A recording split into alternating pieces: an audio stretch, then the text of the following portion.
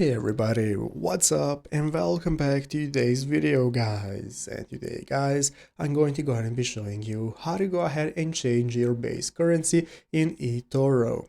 This is a very simple thing to do, so make sure to watch this quick and easy video till the very end, follow my steps correctly so you can make sure this works the same for you and you can do this yourself.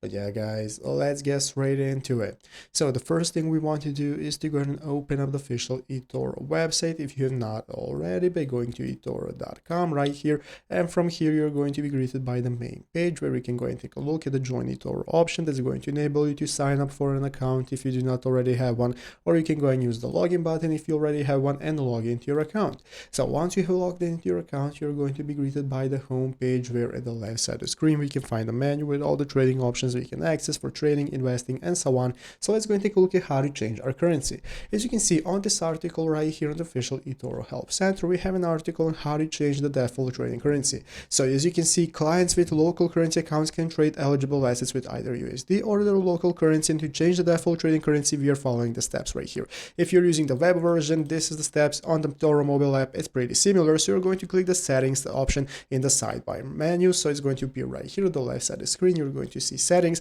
then you're going to select display. Once you open up the display menu, you can select the default trading currency that you want to use and choose your preferred currency. If you're on your mobile device, just open up your settings as well and select display, and then go ahead and open up the default trading currency, set whatever you prefer, and that currency is now going to be used for your investments, and that's how it's done. So I hope this video was helpful. If it was, make sure to leave a like and subscribe to the channel. Thanks for watching, take care and bye.